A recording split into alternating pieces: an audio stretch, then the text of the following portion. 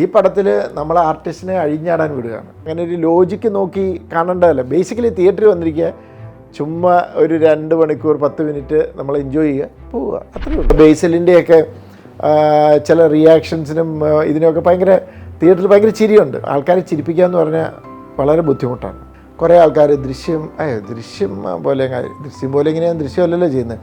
ഇപ്പോൾ കുറച്ച് പേര് ചോദിക്കുന്നത് നല്ല സിനിമ, ഹ്യൂമർ സിനിമ, പക്ഷേ ജിത്തു ദൃശ്യമൊക്കെ ചെയ്തിട്ട് ഇങ്ങനെ അതിനെ ദൃശ്യം ചെയ്തിട്ട് എനിക്ക് കൊച്ചു സിനിമകൾ ചെയ്യാൻ പറ്റും. എനിക്ക് ഭയങ്കര ഇഷ്ടമുള്ള സിനിമയാണ് CID മൂസ. ഞാൻ ജോണി എന്നോട് പറഞ്ഞിട്ടുണ്ട്, എനിക്ക് നിങ്ങളോട് അസൂയ വന്നിട്ടുണ്ട് അങ്ങനത്തെ ഒരു സിനിമ ചെയ്യാൻ പറ്റിയെന്ന്. ഡിറ്റക്റ്റീവിൻ്റെ ഒരു ഐഡിയ എന്ന് പറയുന്നത് ആ നൂലേൽ ഇറങ്ങുന്ന ഒരു സാധനം ഒരു സിനിമയെ കണ്ടതാണ്, അത് മാത്രമേ ഉള്ളൂ. അത് കണ്ടപ്പോൾ അർത്ഥം ഇങ്ങനെ ഇറക്കി വിടാവോ, ഇത് കൊള്ളാമല്ലോ എന്ന് പറഞ്ഞാൽ ആ ഐഡിയയിൽ നിന്നാണ് ഞാൻ ഡിറ്റക്റ്റീവ് ഉണ്ടാക്കുന്നത്.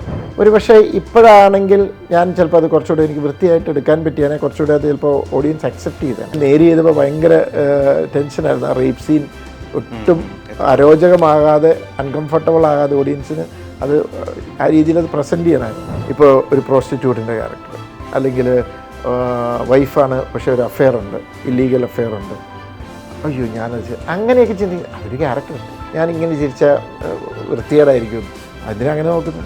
അവരുടെ സൗന്ദര്യം കാണാനല്ലല്ലോ സിനിമ. നമ്മുടെ മലയാളി ഓഡിയൻസ് അങ്ങനെയൊന്നും ലുക്സിലല്ല കാര്യം, പെർഫോമൻസിലാണ് കാര്യം. Learn CA, CMA, ACCA, CS from India's #1 faculty pool, III Commerce Academy. നമസ്കാരം ജിത്തു സാർ. നമസ്കാരം. എനിക്ക് ആദ്യം തന്നെ ചോദിക്കാനുള്ള എന്താണെന്നറിയോ, ശരിക്കും ജിത്തു സാറ് ഈ ഒരു മൂവി മറ്റ് മൂവികൾ ചെയ്ത് വെച്ചിട്ടുണ്ടാക്കിയ ഒരു അമിത പ്രതീക്ഷകളൊക്കെ ഒഴിവാക്കാൻ വേണ്ടിയിട്ട്, അത് ഇല്ലാതാക്കാൻ വേണ്ടിയിട്ട് ചെയ്തൊരു മൂവിയാണോ? അങ്ങനെയല്ല, അങ്ങനെ അതിന് വേണ്ടിയിട്ടാണ് ഒരു മൂവി ചെയ്യാന്നല്ല. കൃഷ്ണകുമാർ എന്നോട് ഈ കഥ നേരത്തെ പറഞ്ഞിരുന്നു. അപ്പോൾ അതിൻ്റെ ഒരു പ്ലോട്ട് ഭയങ്കര ഇൻട്രസ്റ്റിംഗ് ആയിരുന്നു. പിന്നെ ഒരു സ്വാഭാവികമായിട്ടൊരു വലിയ ലോജിക്കൊന്നും നോക്കാതെ അങ്ങനത്തെ ഒരു കൈൻഡ് ഓഫ് ഒരു എൻ്റർടൈനർ, ഒരു ഹ്യൂമർ സിനിമ എന്ന് പറയുന്നത് എൻ്റെ ഒരു അട്രാക്ഷൻ തന്നെയാണ്. കാരണം നമുക്ക് ഡിഫറെൻറ്റ് ജോണേഴ്സ് ചെയ്യണം. ഇതിനു മുമ്പ് ഞാൻ ചെയ്തത് ഒരു കോർട്ട് ഡ്രാമയായിരുന്നു, ഇമോഷണൽ ഡ്രാമയായിരുന്നു, ത്രില്ലറോ ഒന്നുമല്ല. അപ്പോൾ അങ്ങനത്തെ ഡിഫറെൻറ്റ് ജോണേഴ്സ് വരുമ്പോൾ നമുക്കൊരു താല്പര്യം കൂടും എന്നുള്ളത് സത്യമാണ്. അല്ലാതെ ഇത് കഴിഞ്ഞ് ഇത് അങ്ങനെ ഒരു പ്ലാനിങ് ഒന്നുമില്ല. അപ്പോൾ കൃഷ്ണകുമാർ ഇത് പറഞ്ഞപ്പോൾ ഞാൻ സ്ക്രിപ്റ്റ് ചെയ്യാൻ പറഞ്ഞു. ഞാൻ ചോദിച്ച കാരണം വേറെ ഒന്നുമല്ല, ഈ ലൈഫ് ഓഫ് ജോസൂട്ടി എന്ന് പറഞ്ഞ പടത്തെ പറ്റി താങ്കൾ ഇതിനു മുമ്പ് പറഞ്ഞിട്ടുണ്ടായിരുന്നു. അതായത് ഞാൻ ഈ ഒരു പ്രതീക്ഷകൾ ഇല്ലാതാക്കാൻ വേണ്ടിയിട്ട് ചെയ്തൊരു പടമാണ് എന്ന്. അത് ദൃശ്യത്തിൻ്റെ സമയത്ത്, ദൃശ്യം അതുപോലെ ഇതായ സമയത്ത്, ദൃശ്യം കഴിഞ്ഞ് കഴിഞ്ഞപ്പം എനിക്കൊരു ഡിഫറൻറ്റ് സിനിമ ചെയ്യണം. പിന്നെ അങ്ങനെ ഒരു പക്ഷേ ഈ പറഞ്ഞ പോലെ എപ്പോഴും ചില പ്ലാനിങ്ങുകളൊക്കെ നമുക്ക് തെറ്റിപ്പോകാം. ഇപ്പോൾ ലൈഫ് ഓഫ് ജോസൂട്ടി എന്ന് പറയുന്ന സിനിമയെക്കുറിച്ച് ഇപ്പോൾ ഒത്തിരി പേര് പറയുന്നുണ്ട്. തീർച്ചയായിട്ടും. അന്ന് പക്ഷേ ആ ദൃശ്യം എന്ന് പറയുന്ന ആ ഒരു ഇതിൻ്റെ ഒരു മുന്നിൽ അത് തൊട്ട് പറയത് കൊണ്ടിട്ടപ്പോൾ പെട്ടെന്ന് ആൾക്കാർക്കൊരു ഉൾക്കൊള്ളാൻ പറ്റാതെ വന്നിട്ടുണ്ട്. എനിക്ക് ഈ സിനിമ കണ്ടുകഴിയുമ്പോൾ തോന്നിയതറിയോ, ഈ നമ്മുടെ പ്രിയദർശൻ്റെയും റാഫി മക്കാട്ടിൻ്റെയൊക്കെ പടങ്ങളിൽ പോലെ ആ ഒരു പാറ്റേണിൽ, അത്തരം പാറ്റേണുകൾക്ക് കുറച്ചുകൂടെ ഫാൻസ് കൂടുതലുണ്ടോ കേരളത്തിൽ, പ്രേക്ഷകർ കൂടുതലുണ്ടെന്ന് തോന്നുന്നു. അവരുടെ സിനിമകൾ, അന്നത്തെ സിനിമകൾ ഞങ്ങൾ എൻജോയ് ചെയ്തിട്ടുള്ളവരാണ്. ഇങ്ങനൊരു കഥ വന്നു കഴിഞ്ഞപ്പോൾ ഈ ഒരു പാറ്റേൺ വന്നപ്പം എനിക്ക് തോന്നി ഇപ്പോൾ കുറേ നാളായിട്ട് അങ്ങനത്തെ ഒരു സിനിമയില്ല. അപ്പോൾ ചിലപ്പോൾ ഇത് ഓഡിയൻസിന് ഇഷ്ടപ്പെട്ടാലോ. ഈ പടത്തിൽ നമ്മൾ ആർട്ടിസ്റ്റിനെ അഴിഞ്ഞാടാൻ വിടുകയാണ്. അങ്ങനെയാണ് ഈ കഥ, ഞാൻ അങ്ങനെയാണ് ഇതിനെ എന്താ പറയുക സമീപിച്ചിരിക്കുന്നതും. എന്നെ സംബന്ധിച്ചിടത്തോളം ഇതിനെ ഭയങ്കര ലോജിക്കലി അങ്ങനെ ഒരു ഇതാക്കാൻ അന്നേരം പിന്നെ ഞാൻ നേരത്തെ ചെയ്ത സിനിമയായിട്ട് എന്താ വ്യത്യാസം? പിന്നെ എപ്പോഴും ഹ്യൂമർ ചെയ്യുമ്പോൾ അങ്ങനത്തെ ഒരു സിനിമയ്ക്ക് ആ ഓഡിയൻസ് ആ ഒരു ഓഡിയൻസിനല്ല, ആ ആർട്ടിസ്റ്റിനെ അങ്ങ് അവർക്കുള്ള പെർഫോമൻസിനുള്ള സ്പേസ് കൊടുക്കും. ഇപ്പോൾ ത്രില്ലർ സിനിമ ഷൂട്ട് ചെയ്യുകയാണെങ്കിൽ നമ്മൾ കുറച്ച് പറയും, ഇങ്ങനെ ആയിരിക്കണം മൂവ്മെൻറ്റ്സ് എന്നൊക്കെ പറയും. ഇവിടെ അതില്ല. ഒരു സീനെടുത്തു, ഇവർക്ക് കൊടുത്തു, അവരുടെ ഒരു ബേസിക് പ്ലേസ്മെൻറ്റും അതിൻ്റെ ഒരു കാര്യങ്ങളും ഫിക്സ് ചെയ്തു, എന്നിട്ട് അവർ പെർഫോം ചെയ്തു. അതിനകത്ത് ഇംപ്രൊവൈസേഷൻസ് ഉണ്ട്. ചിലർ പറയും ഞങ്ങൾ ഇങ്ങനെ പറയട്ടെ അങ്ങനെ പറയട്ടെ, അത് ഡിസ്കസ് ചെയ്തു. എന്നിട്ട് നമ്മൾ നോക്കുമ്പോൾ ഇതിലേതാണ് നല്ലതെന്ന് നോക്കി ഫിക്സ് ചെയ്തു, അവരങ്ങ് പെർഫോം ചെയ്യുന്നു. ബേസിക്കലി തിയേറ്ററിൽ വന്നിരിക്കുക, ചുമ്മാ ഒരു 2 മണിക്കൂർ 10 മിനിറ്റ് നമ്മൾ എൻജോയ് ചെയ്യുക, പോവുക, അത്രയേ ഉള്ളൂ. ഈ ഒരു പാറ്റേണിൽ വരുമ്പോൾ ഈ ത്രില്ലർ ചെയ്യുന്നതാണോ അതോ കുറച്ചുകൂടി ഈ ടൈപ്പ് സോഫ്റ്റ് ആയിട്ടുള്ള ഇത് വരുന്നതാണോ? ത്രില്ലർ നല്ല രീതിയിൽ സ്ക്രിപ്റ്റ് ചെയ്ത് കഴിഞ്ഞാൽ പിന്നെ അത് മേക്ക് ചെയ്തെടുത്താൽ മതി. ഇതങ്ങനെയല്ല. സ്ക്രിപ്റ്റും ഡയലോഗും ഉണ്ടായിട്ടും കാര്യമില്ല. ആർട്ടിസ്റ്റിൻ്റെ പെർഫോമൻസ്, അവരുടെ ഒരു ജസ്റ്റർ വളരെ ഇമ്പോർട്ടൻ്റാണ്. അപ്പോൾ ഇതിനകത്ത് ബേസിലിൻ്റെയൊക്കെ ചില റിയാക്ഷൻസിനും ഇതിനൊക്കെ തിയേറ്ററിൽ ഭയങ്കര ചിരിയുണ്ട്. ഭയങ്കര ഇമ്പോർട്ടൻ്റ് അത്. കാരണം ഹ്യൂമർ ആൾക്കാരെ ചിരിപ്പിക്കുക എന്ന് പറഞ്ഞാൽ വളരെ ബുദ്ധിമുട്ടാണ്. അപ്പം ഇപ്പം തന്നെ നമ്മളിപ്പോൾ ഇങ്ങനെ ഒരു സിനിമ ഇറക്കി, ഇപ്പോൾ ഇതിനകത്തൊരു 90% ആൾക്കാർക്ക് ഇഷ്ടപ്പെട്ട, ഒരു 10% ചിലപ്പോൾ ഇഷ്ടപ്പെട്ടില്ലാത്തവരുണ്ടാകാം.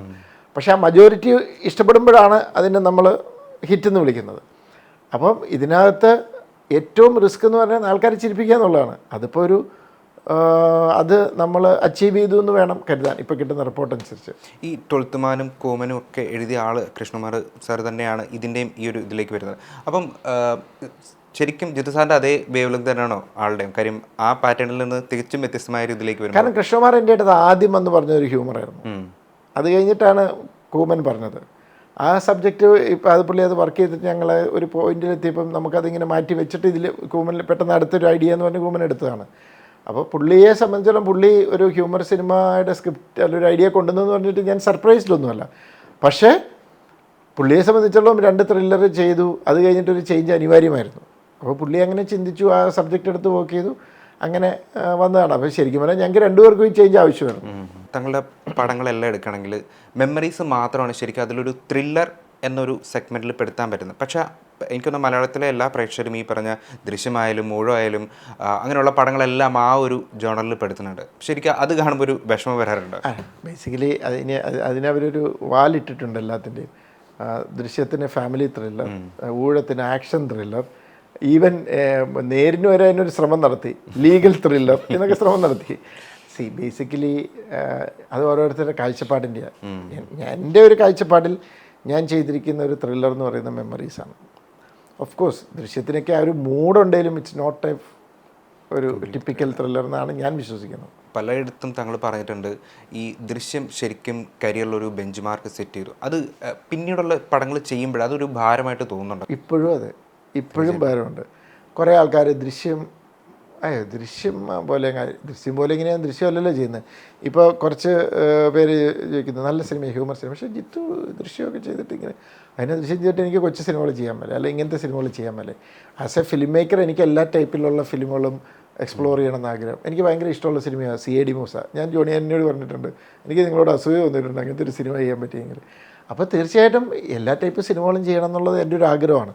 അപ്പം നമ്മളെ ഒരു പ്രത്യേക ഇതിൽ ലേബൽ ചെയ്ത് അങ്ങനെ ഒരു ബെഞ്ച് മാർക്ക് സെറ്റ് ചെയ്തിടുമ്പോൾ അതിൻ്റെ ഒരു ചെറിയ ബുദ്ധിമുട്ടൊക്കെ ഇല്ലാതില്ല. പക്ഷേ നമ്മളതിനെ മറികടക്കാൻ ശ്രമിക്കും. ചിലപ്പം മറികടക്കാനുള്ള ശ്രമത്തിൽ ചിലപ്പോൾ ചില പരാജയങ്ങളുണ്ടാകും. പക്ഷേ ഞാനത് മൈൻഡ് ചെയ്യത്തില്ല, ഞാൻ മുന്നോട്ട് പോകും. ഇനി അത് മറികടക്കാനുള്ളൊരു ശ്രമമായിരിക്കും ഇനി വരാൻ പോകുന്ന ഈ പറഞ്ഞ റാമിലാണെങ്കിലും ബാക്കിയുള്ള ഈ ഫഹദിൻ്റെ പടം. മറികടക്കാൻ ശ്രമം എന്നുള്ളതല്ല, അതിനു വേണ്ടിയിട്ട് അങ്ങനെ കഥ പിണങ്ങും. നമുക്ക് കഥകൾ വരുമ്പോൾ സ്വാഭാവികമായിട്ടും നമുക്ക് ഇഷ്ടപ്പെടുന്ന കഥകളിൽ ത്രില്ലർ സ്വഭാവം അല്ലാത്തതുണ്ടെങ്കിൽ ഞാൻ പ്രിഫറൻസ് കൊടുക്കും, അത് ചെയ്യാനായിട്ട് പ്രിഫറൻസ് കൊടുക്കും. അങ്ങനെയാണ് നേര് സംഭവിച്ചു, ഇത് സംഭവിച്ചു. കഥ വന്നു, വർക്ക് ചെയ്തു, ഇൻട്രസ്റ്റിംഗ് ആയിരുന്നു, പ്ലോട്ടുണ്ട്, വർക്ക് ചെയ്ത് എടുത്ത് വന്നപ്പോൾ നന്നായി വന്നപ്പോൾ നമ്മൾ അതിലേക്ക് ഇത് ചെയ്തു. ഇനി ത്രില്ലറുകൾ വരാനുണ്ട്. ഇപ്പോൾ എൻ്റെ പേഴ്സണൽ ഫേവറേറ്റ്സ് 2-3 ജിത്തു സാറിൻ്റെ സിനിമകൾ എടുക്കുകയാണെന്നുണ്ടെങ്കിൽ അതിലെപ്പോഴും വരുന്ന ലിസ്റ്റിൽ വരുന്നത് ഡിറ്റക്റ്റീവും വരും, അതോടൊപ്പം തന്നെ ഈ ലൈഫ് ഓഫ് ജോസൂട്ടിയും വരും. അപ്പോൾ ഈ ഡിറ്റക്റ്റീവ് കണ്ടു കഴിയുമ്പോൾ എനിക്ക് പല പ്രാവശ്യം തോന്നിയിട്ടുള്ള കാര്യം വെച്ച് കഴിഞ്ഞാൽ ഈ പറഞ്ഞ റാഷ്മൻ എഫക്റ്റൊക്കെ അതിൽ കുറേ യൂസ് ചെയ്തിട്ടുണ്ടെന്ന് തോന്നിയൊരു സിനിമയാണ്. എപ്പോഴെങ്കിലും തോന്നിയിരുന്നു അതായത് ഡിറ്റക്റ്റീവ് ശരിക്കും ഈ മെമ്മറീസും അല്ലെങ്കിൽ ദൃശ്യമൊക്കെ കഴിഞ്ഞിട്ടായിരുന്നുണ്ടെങ്കിൽ അതിന് കുറച്ചുകൂടെ ഒരു അക്സെപ്റ്റൻസ് കിട്ടിയിരുന്നെങ്കിൽ എന്ന് തോന്നിയിട്ടുണ്ട്? ബേസിക്കലി എനിക്ക് അങ്ങനെ ചോദിച്ചാൽ എനിക്കറിയാൻ പറ്റില്ല, പക്ഷേ അതിൻ്റെ മേക്കിംഗ് കുറച്ചുകൂടെ നന്നാക്കാമായിരുന്നു. അന്ന് തുടക്കക്കാരൻ, സിനിമ മേക്കിങ്ങിനെ കുറിച്ചുള്ള വിവരം കുറവാണ്. കാരണം നമുക്ക് അന്ന് വളരെ ചെറിയൊരു ബഡ്ജറ്റിൽ 40 ദിവസം പ്ലാൻ ചെയ്ത പടം 28 ദിവസമൊക്കെ തീർക്കേണ്ടതൊക്കെ വന്നു. അപ്പം അങ്ങനത്തെ പ്രഷേഴ്സ് ഉണ്ടായിരുന്നു. പക്ഷെ അത് ഇപ്പോഴാണെങ്കിൽ ചിലപ്പോൾ നമുക്ക് കുറച്ചുകൂടെ അത് വൃത്തിയായിട്ട് എടുക്കാൻ പറ്റിയാണ്. ഡിറ്റക്റ്റീവിൻ്റെ ഒരു ഐഡിയ എന്ന് പറയുന്നത് ആ നൂലേൽ ഇറങ്ങുന്ന ഒരു സാധനം ഒരു സിനിമയെ കണ്ടതാണ്, അത് മാത്രമേ ഉള്ളൂ. അതൊരു ജെയിംസ് ബോണ്ട് സിനിമയ്ക്കകത്താണ്. ചുമ്മാ ഇങ്ങനെ നൂലേൽ പോയി അത് കണ്ടപ്പോൾ അർത്ഥം ഇങ്ങനെ ഇറക്കി വിടാവോ, ഇത് കൊള്ളാമല്ലോ എന്ന് പറഞ്ഞാൽ ആ ഐഡിയയിൽ നിന്നാണ് ഞാൻ ഡിറ്റക്റ്റീവ് ഉണ്ടാക്കുന്നത്. ബേസിക്കലി ആ സിനിമയിൽ ഒരു റിലവൻസും ഇല്ലാത്തൊരു സാധനമാണ്, ചുമ്മാ ഒരു 10 സെക്കൻഡിന് അല്ലെങ്കിൽ 15 സെക്കൻഡിൽ പോകുന്ന ഒരു സംഭവമാണ്, ഒരു ഐഡിയ, അത്രേ ഉള്ളൂ. അതിൽ നിന്ന് ആ ഐഡിയയിൽ നിന്ന് ഞാനൊരു സിനിമ ഉണ്ടാക്കിയതാണ് ഇത്. അതുപോലെ ഈ ലൈഫ് ഓഫ് ജോസൂട്ടി പടം ആ സമയത്ത് ഈ പറഞ്ഞ വൈഡായിട്ടൊരു അക്സെപ്റ്റൻസ് കിട്ടിയില്ലെന്നുണ്ടെങ്കിൽ ഒരുപാട് ആളുകൾക്ക് ഇഷ്ടപ്പെട്ട പടമാണ്. എന്തെങ്കിലും മാറ്റങ്ങൾ വരുത്തിയിരുന്നെങ്കിൽ കുറച്ചുകൂടെ അത് നന്നായിരുന്നു, അല്ലെങ്കിൽ കുറച്ചുകൂടെ പെർഫെക്റ്റ് ആക്കാമായിരുന്നു എന്ന് തോന്നിയിട്ടുണ്ട്? ഡെഫിനറ്റ്ലി നമ്മൾ അങ്ങനെ ഏതെങ്കിലും സീനുണ്ടോ അതിൽ? അല്ല, ബേസിക്കലി നമുക്ക് അതിനകത്തെ കുറേ സീൻസുകളൊന്ന് മാറ്റി വേറെ രീതിയിൽ പിടിച്ചിരുന്നത്. ഇതൊക്കെ ഒരു ബേസിക് നമുക്ക് നമ്മളോരോ കഥയെ അപ്രോച്ച് ചെയ്യുമ്പോൾ നമ്മുടെ ഒരു ഫോർമുല ഒന്നുമില്ല. അന്നേരത്തെ ഒരു ഗട്ട് ഫീലിങ്ങും നമ്മുടെ ഒരു തോന്നലുകളും നമ്മൾ ഇങ്ങനെ ചെയ്താൽ ആൾക്കാർക്ക് ഇഷ്ടപ്പെടുന്നുള്ള വിശ്വാസത്തിൻ്റെ പുറത്ത് പോവുകയാണ്. പക്ഷേ ഇപ്പം അന്ന് ആ പടം ഇറങ്ങിക്കഴിഞ്ഞപ്പം കിട്ടിയ ചില ഫീഡ്ബാക്ക്സ് വെച്ചിട്ട് അതിനകത്ത് ചില സീക്വൻസുകൾ മാറ്റിയാൽ കുറച്ചുകൂടെ നന്നായേനെ. അല്ലാതെ ഇപ്പോൾ ആ പടം എടുത്തത് ഒരിക്കലും ഒരു തെറ്റിപ്പോയി അങ്ങനെ ഒരു ഫീലിംഗ് ഒന്നും എനിക്കില്ല. കാരണം ഇപ്പോൾ ഒത്തിരി പേര് പറയുന്നുണ്ട് അയ്യോ നല്ല പടമായിരുന്നു. പിന്നെ അന്ന് ഒത്തിരി അത് ദൃശ്യം കഴിഞ്ഞുകൊണ്ടായിരിക്കാം ഒത്തിരി തെറ്റിദ്ധരിക്കപ്പെട്ടു, അല്ലെങ്കിൽ മനസ്സിലാകാതെ പോയ ഇതുണ്ട് അതിനകത്ത്. അന്നത്തെ കാലത്ത് ഒരു ഭയങ്കര ആരോപണമായിരുന്നു ഡ്രോൺ ഷോട്ടുകൾ ഒത്തിരി ഉപയോഗിച്ചു. പക്ഷെ ശരിക്കും അതൊരു ഏഞ്ചലിൻ്റെയും ഡെവിളിൻ്റെയും പെർസ്പെക്റ്റീവ് നമ്മൾ കഥ പറയുന്നത്. ആ പെർസ്പെക്റ്റീവ് കാണിച്ചതാണ് ശരിക്കും. എല്ലാ സീനിലും ഒരു ടോപ്പ് ആംഗിൾ ഷോട്ട് ഉണ്ടാവും. അപ്പോൾ അത് ആൾക്കാർക്ക് മനസ്സിലായില്ല, ചുമ്മാ ഷോട്ടിന് വേണ്ടി ഷോട്ട് വെച്ച പോലെ.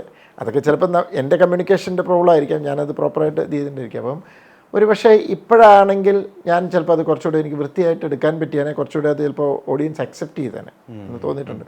കുറേ കാര്യങ്ങൾ മാറ്റങ്ങൾ വരുത്തിയാൽ, അങ്ങനെ മാറ്റങ്ങൾ വരുത്താൻ ഡെഫിനറ്റ്ലി ഉള്ള കുറേ ഏരിയകളുണ്ട്. ഈ ഏരിയൽ ഷോട്ടിനെ പറ്റി പറഞ്ഞപ്പോഴാണ്, ഈ ഏരിയൽ ഷോട്ടിനോട് ഭയങ്കരമായൊരു പ്രിയമുണ്ട്. കാര്യം എല്ലാ മൂവികളിലും ആ ഒരു ഏരിയൽ ഷോട്ടിനൊരു പ്രാധാന്യം കൊടുത്തിട്ടുണ്ട്. ഏരിയൽ ഷോട്ടിന് അതിൻ്റെ ഒരു ഭംഗിയുണ്ട്. എനിക്ക് അങ്ങനത്തെ ചില ഷോട്ട്സ് ഭയങ്കര ഇഷ്ടമാണ്. നമ്മൾ സാധാരണ ഇപ്പോഴും നമുക്ക് സാധാരണ മനുഷ്യനെ കാണാൻ പറ്റുന്നൊരു വിഷ്വലാണ്. നമ്മൾ നോർമലി ഒരു ഐ ലെവലിലുള്ള ക്യാമറ വയ്ക്കുന്നു, വേണേൽ ഒരു കുറച്ചുകൂടെ പൊങ്ങിയ ഒരു ലെവലിൽ വെച്ച് ഇതൊക്കെ മനുഷ്യന് പ്രാപ്യമായ ഒരു ആംഗിളാണ്, ഒരു വിഷ്വലാണ്. പക്ഷേ ഒരു ഏരിയൽ ഷോട്ട് എന്ന് പറഞ്ഞാൽ ഹെലികോപ്റ്ററിലോ അല്ലെങ്കിൽ ഇതിലോ വരെ കിട്ടത്തുള്ളൂ. അപ്പോൾ ആ ചില ഷോട്ടിൻ്റെ ഇടയ്ക്ക് അത് വരുമ്പോൾ ആ ഒരു ടെറൈൻ്റെ ഒരു ഭംഗിയും കാര്യങ്ങളും ഒക്കെ കിട്ടും. ലൈഫ് ഓഫ് ജോസൂട്ടിയിൽ അതിൻ്റെ പർപ്പസ് ഒന്നേ ഉണ്ടായിരുന്നുള്ളൂ, അത് ഏഞ്ചലിൻ്റെ വ്യൂ ആയിരുന്നു. ശരിക്കും ആ ഏഞ്ചലിൻ്റെ കുറേ വിമർശനങ്ങൾ വന്നു തോന്നുന്നു. കാര്യം ഈ രണ്ട് ഏഞ്ചൽസിനെ കാണിക്കുന്നു, അവരോട് സംസാരിക്കുന്നു, അത് ശരിക്കും എനിക്കൊന്ന് കുറച്ചുകൂടെ പ്രേക്ഷകർക്ക് അക്സെപ്റ്റ് ചെയ്യാൻ പറ്റില്ല. മേ ബി അതൊരു ഫാൻറ്റസി മിക്സ്ഡ് ആയിരുന്നു. മനസ്സിലായോ? അതായത് ഒരു കുട്ടി ഉണ്ടായി വലുതായി വരുമ്പോൾ ഇങ്ങനെ ഏഞ്ചൽ ആക്ച്വലി റെപ്രസെൻ്റ് ചെയ്യുന്ന നമ്മുടെ ഈവിൾ ആൻഡ് എന്താ പറയുക, അതിൻ്റെ ഒരു ഓപ്പോസിറ്റ് നമ്മൾ എന്താ പറയുക, അതാണല്ലോ നമ്മുടെ ഒരു നമ്മുടെ ഏഞ്ചലും ഡെവിളും എന്നൊക്കെ പറഞ്ഞാൽ നമ്മുടെ ഇവിടുത്തെയുള്ള ചില സാഹചര്യങ്ങളിൽ നിന്ന് തന്നെ കുട്ടിക്കും. അപ്പോൾ ആ ഒരു ക്രിസ്ത്യൻ ബാക്ക്ഡ്രോപ്പിൽ ആ കഥ പറഞ്ഞുകൊണ്ട് നമ്മളത് അങ്ങനെ വെച്ചു എന്നേ ഉള്ളൂ.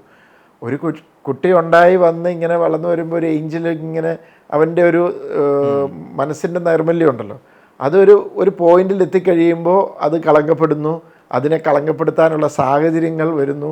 അതാണ് ഡെവിളായിട്ട് നമ്മളിത് ചെയ്തത്. അപ്പോൾ അത് നമ്മളതൊരു വേറൊരു അങ്ങനെ ഒരു പെർസ്പെക്റ്റീവ് അങ്ങ് അതേ പറഞ്ഞു, ഒരു ഗട്ട് ഫീലിംഗ് ആണ് നമുക്ക് ഇങ്ങനെ ഒരു ആംഗിളിൽ ചെയ്താലോ. പക്ഷേ പലർക്കും കണക്റ്റ് ആയില്ല, ചിലപ്പോൾ നോൺ ക്രിസ്ത്യൻസിന് ഒട്ടും കണക്റ്റ് ആയില്ല, അങ്ങനെയൊക്കെ വരും. പിന്നെ ഇത് എന്തിനായിരുന്നു ഒരു ഫാൻറ്റസി മിക്സ്ഡ്? നമ്മളൊരു കഥ പറയുന്നു, ഒരു കഥാകൃത്തിൻ്റെ സ്വാതന്ത്ര്യത്തിൻ്റെ ഭാഗമായിട്ട് നമ്മൾ ചെയ്തു. അപ്പോൾ ചിലപ്പോൾ അത് ഓഡിയൻസ് റിജക്റ്റ് ചെയ്യാം, ചിലപ്പോൾ അത് ഇത് ചെയ്യാം. പക്ഷേ അതിനേക്കാളേറെ അതൊരു ചെറിയൊരു പോർഷൻ, അതിനേക്കാളേറെ എനിക്ക് വേണം അതിനകത്ത് സെക്കൻഡ് ഹാഫിനകത്ത് ട്രാജഡികളുടെ ഒരു ഘോഷയാത്രയാണ്. ഫസ്റ്റ് ഹാഫ് കുറച്ച് ചിരിച്ച് തമാശയൊക്കെ ആയിട്ട് വന്നിട്ട് പിന്നെ സെക്കൻഡ് ഹാഫ് കുറച്ച് കഴിഞ്ഞപ്പോൾ ഒരു ദുരന്തങ്ങളുടെ ഘോഷയാത്രയായി. അതൊക്കെ ചിലപ്പോൾ ഓഡിയൻസിന് അത്ര അക്സെപ്റ്റ് ചെയ്തില്ലായിരിക്കും. പിന്നെ അതിനകത്ത് കുറച്ച് സീക്വൻസുകളുണ്ട്, അത് എന്താ പറയുക, സ്ത്രീകൾക്ക് കുറച്ച് വൾഗറായിട്ടൊന്നും ശരിക്കും അത് വലിയ വൾഗറായിട്ട് എനിക്ക് തോന്നിയില്ല, ഒരു ഹ്യൂമറിൻ്റെ ഭാഗമായിട്ട് ചെയ്താൽ. പക്ഷേ പിന്നീട് പലരും പറഞ്ഞു ജിത്തു ജോസഫിൻ്റെ പടത്തിൽ നിന്ന് ഞങ്ങൾ അങ്ങനെ പ്രതീക്ഷയില്ല എന്ന് പറഞ്ഞു. അപ്പോഴാണ് ഫാമിലി ഓഡിയൻസിന് നമ്മളെ എങ്ങനെയാണ് ഇത് ചെയ്തിരിക്കുന്നത് എന്നുള്ളൊരു, എൻ്റെ പടത്തിൽ നിന്ന് അവർക്ക് ചില പ്രതീക്ഷകളുണ്ട്. അപ്പോൾ അത് തെറ്റിക്കാൻ പാടില്ല, കാരണം അത് അവരെ അപ്സെറ്റ് ചെയ്യിക്കും. അതുകൊണ്ട് തന്നെ നേരി ചെയ്തപ്പോൾ ഭയങ്കര ടെൻഷനായിരുന്നു. ആ റേപ്പ് സീൻ ഒട്ടും അരോചകമാകാതെ അൺകംഫർട്ടബിൾ ആകാതെ ഓഡിയൻസിന് അത് ആ രീതിയിൽ അത് പ്രസൻറ്റ് ചെയ്യണമായിരുന്നു. ഈ ഒരു പടം ഇറങ്ങുന്ന സമയത്ത് ആസ് എ ഡയറക്ടർ ഈ ഒരു റിവ്യൂസിനെ ഭയക്കുന്നുണ്ടോ, അല്ലെങ്കിൽ അങ്ങനെ ഒരു പേടിയുണ്ടോ? അല്ല, എനിക്ക് അങ്ങനെ നമ്മളങ്ങനെ പേടിച്ച് ജീവിക്കാൻ പറ്റുമോ? റിവ്യൂസ് പറയാനുള്ളത് പറയും. സാധാരണ ഓഡിയൻസ് പടം എടുത്താൽ അത് ആ പടം അങ്ങ് തിയേറ്ററിൽ ഓടും. റിവ്യൂസ് ഒക്കെ കാണാറുണ്ടോ വരുന്നതൊക്കെ? ജെന്യുവനായിട്ട് തോന്നുന്നവരെ ഫോളോ ചെയ്യും. കാരണം അതിൽ നിന്ന് നമുക്ക് എന്തെങ്കിലും പഠിക്കാൻ പറ്റിയാൽ, കാരണം നല്ല റിവ്യൂസിൽ നിന്ന് നമുക്ക് പഠിക്കാൻ പറ്റും. അതുകൊണ്ട് പേഴ്സണലി റിവ്യൂവിന് ഞാൻ ഒട്ടും എതിരല്ല. എഴുത്തുകാരൻ തന്നെ പടം സംവിധാനം ചെയ്യുന്നതാണോ കുറേ കൂടെ ഈസി ആയിട്ടുള്ള? ഇപ്പോൾ എഴുത്തുകാരൻ തന്നെ ഡയറക്റ്റ് ചെയ്യുമ്പോൾ കുറച്ച് ഗുണങ്ങളുണ്ട്. നമ്മുടെ മനസ്സിൽ ഓൾറെഡി അത് എഴുതി വിഷ്വലി മനസ്സിലത് എഡിറ്റ് ചെയ്ത് നമ്മൾ സിനിമ കണ്ടു കഴിഞ്ഞു. അപ്പോൾ ഷൂട്ടിംഗ് സമയത്ത് നമുക്ക് വളരെ എളുപ്പമാണ്. പക്ഷേ പ്രശ്നം എവിടെയെന്ന് വെച്ചാൽ അവിടെ എൻ്റെ ഒരു പെർസ്പെക്റ്റീവ്, എൻ്റെ ഒരു ആംഗിൾ മാത്രമേ ഉള്ളൂ, എൻ്റെ ബ്രെയിനിൽ നിന്ന് വരുന്നത് മാത്രമേ ഉള്ളൂ. പക്ഷേ വേറൊരു റൈറ്റർ വരുമ്പോൾ രണ്ട് ബ്രെയിൻ അവിടെ വർക്ക് ചെയ്യുന്നത്, രണ്ട് പെർസ്പെക്റ്റീവാണ് വർക്ക് ചെയ്യുന്നത്. ഓഫ് കോഴ്സ് ക്ലാഷസ് ഉണ്ടാവാം. അവിടെ നമ്മളെന്നു വെച്ചാൽ ഒരു ഈഗോ ഇല്ലാതെ നിൽക്കണം. ചിലപ്പോൾ നമ്മളെക്കാൾ വളരെ സുപ്പീരിയർ ആയിട്ടുള്ള ഐഡിയാസാണ് മറ്റേ ആളുടെ അടുത്തു നിന്ന് വരുന്നതിൽ അത് അക്സെപ്റ്റ് ചെയ്യാനുള്ള മനസ്സുണ്ടാവും. മലയാളമല്ലാതെ ബാക്കി പറഞ്ഞ ഇൻ്റർനാഷണൽ ലെവലിലേക്ക് പോകണമെന്നുണ്ടെങ്കിൽ ജിത്തു സാറിനെ ഏറ്റവും കൂടുതൽ അട്രാക്ട് ചെയ്യുന്ന മൂവീസ് ഏത് ടൈപ്പുകളാണ്? ഞാൻ പക്ക കൊമേഴ്ഷ്യൽ സിനിമയുടെ ആളാണ്. പക്ഷേ എനിക്ക് പെട്ടെന്ന് ചോദിച്ചു കഴിഞ്ഞാൽ പണ്ട് ലാൽ സാറിന് ഇങ്ങനെ പറഞ്ഞു കേട്ടു ഞാൻ ഭയങ്കര സർപ്രൈസ് ആയി. ജെയിംസ് ബോണ്ട് അല്ലെങ്കിൽ മിഷൻ ഇമ്പോസിബിൾ, ഇങ്ങനത്തെ ഹെവി ആക്ഷൻ അങ്ങനത്തെ സാധനങ്ങൾ അങ്ങനത്തെ. പക്ഷേ ഇപ്പം ചില സിനിമകളുണ്ട്, ഇപ്പം ജുറാസിക് പാർക്ക്, അതുപോലെ തന്നെ ട്രാൻസ്ഫോമേഴ്സ്, ഒന്ന് ഫസ്റ്റ് പാർട്ട് സെക്കൻഡ് പാർട്ട് വരെ എനിക്ക് ഓക്കെ ആയിരുന്നു. പിന്നെ അങ്ങോട്ട് റെപ്പറ്റീഷൻ ആയപ്പോൾ പിന്നെ അതിനകത്ത് വലിയൊരു ഇതില്ലാതായി. പുതുമ എന്തെങ്കിലും വേണം അതിൽ തന്നെ. പക്ഷേ ജെയിംസ് ബോണ്ട് എന്ന് പറയുന്നത് ഒരു ക്യാരക്ടർ പിന്നെ റിപ്പീറ്റ് ചെയ്ത് ഡിഫറെൻറ്റ് മിഷൻ ഇമ്പോസിബിളും അങ്ങനത്തെ ഇപ്പോൾ ജെയ്സൺ ബോണ്ട് സീരീസ് എനിക്ക് അങ്ങനത്തെ ആക്ഷൻ എനിക്ക് അങ്ങനത്തെ സിനിമ കാണാൻ ഭയങ്കര ഇഷ്ടമാണ്. ഈ ജിരി സാർ ഇപ്പം കഴിഞ്ഞ ദിവസങ്ങളിലൊക്കെ നടന്ന പ്രസ് മീറ്റിലൊക്കെ ഞാൻ ഉണ്ടായിരുന്നു. അപ്പം ഞാൻ ശ്രദ്ധിച്ചൊരു കാര്യം വെച്ച് കഴിഞ്ഞാൽ ഇപ്പോഴത്തെ മലയാള നടന്മാരിലെ കുറിച്ചൊരു കാര്യം പറഞ്ഞത്, അതായത് ഇപ്പോൾ ഒരു ക്യാരക്ടറിനെ ഉൾക്കൊള്ളുന്ന, അതായത് ക്യാരക്ടറിന് വേണ്ടിയിട്ട് എന്തും ചെയ്യാൻ റെഡി ആകുന്ന ആളുകൾ ഭയങ്കര കുറവാണെന്ന് പറയണ്ടായി. അതിനകത്ത് വെച്ചാൽ ഒരു ക്യാരക്ടറിന് വേണ്ടി എന്തും ചെയ്യുമെന്ന് പറഞ്ഞു കഴിഞ്ഞാൽ അവർക്ക് ആ ക്യാരക്ടർ ഇഷ്ടപ്പെട്ട അവരെന്തും ചെയ്യും. അതിവിടെ എല്ലാ ആർട്ടിസ്റ്റും ചെയ്യും ഞാൻ കണ്ടെടുത്തോളം. പക്ഷേ ആ ക്യാരക്ടർ ഇഷ്ടപ്പെടുന്നതിനകത്ത് അവർക്ക് ചില കൺസേൺസ് ഉണ്ട്. ക്യാരക്ടർ നെഗറ്റീവാണോ, അല്ലെങ്കിൽ ആ ക്യാരക്ടർ ഞാൻ ചെയ്തു കഴിഞ്ഞാൽ ഒരു ഗ്രൂപ്പ് ഓഫ് ഓഡിയൻസ് ഇങ്ങനെ കരുതുമോ, ഒരു ഇൻസെക്യൂരിറ്റി മനസ്സിലായോ. ഇപ്പം കള്ളനായ പ്രശ്നമാണോ, അല്ലെങ്കിൽ എങ്ങനെയാണ് ഇപ്പം അത് കൂടുതലും എനിക്ക് തോന്നുന്നു ഫീമെയിൽ ആക്ട്രസസിലാണ് തോന്നുന്നു. ഇപ്പോൾ ഒരു പ്രോസ്റ്റിറ്റ്യൂട്ടിൻ്റെ ക്യാരക്ടർ, അല്ലെങ്കിൽ വൈഫാണ് പക്ഷേ ഒരു അഫെയർ ഉണ്ട്, ഇല്ലീഗൽ അഫെയർ ഉണ്ട്, അയ്യോ ഞാനത് അങ്ങനെയൊക്കെ ചിന്തിക്കും. അതൊരു ക്യാരക്ടറല്ലേ. ഒരു സമയത്ത് ഒരു ഇങ്ങനെ അഭിനയിച്ചുകൊണ്ടിരുന്ന ഇപ്പോൾ ചിരിക്കാൻ അപ്പം ഞാനിങ്ങനെ ചിരിച്ചാൽ വൃത്തികേടായിരിക്കും. അതിനങ്ങനെ നോക്കുന്നത് അവരുടെ സൗന്ദര്യം കാണാനല്ലല്ലോ സിനിമ. അത് നോക്കണ്ട, അവർ പെർഫോം ചെയ്യുക എന്നുള്ളതാണ്. ആ ക്യാരക്ടറായി മാറി അതിന് പെർഫോം ചെയ്യുക. അവിടെ അങ്ങനെ നമ്മുടെ മലയാളി ഓഡിയൻസ് അങ്ങനെയൊന്നും ലുക്സിലല്ല കാര്യം, പെർഫോമൻസിലാണ് കാര്യം അവരെ സംബന്ധിച്ചിടത്തോളം. എന്തായാലും പടം വളരെ ഹിറ്റായിട്ട് ഓടുകയാണ്. എന്തായാലും OTT-ലും വരുന്ന സമയങ്ങളിലെല്ലാം തന്നെ വീണ്ടും വളരെയധികം ഹിറ്റായിട്ട് പോട്ടെ എന്ന് ആശംസിക്കുന്നു. നമസ്കാരം. ഇപ്പോൾ അതുകൊണ്ട് 2 ഹിറ്റ് വേണം അല്ലേ, OTT ഹിറ്റ് വേണം, ഇതും വേണം. ആയിക്കോട്ടെ. Anyway thank you so much. Thank you Jithu sir. Learn CA, CMA, ACCA, CS from India's #1 faculty pool, III Commerce Academy.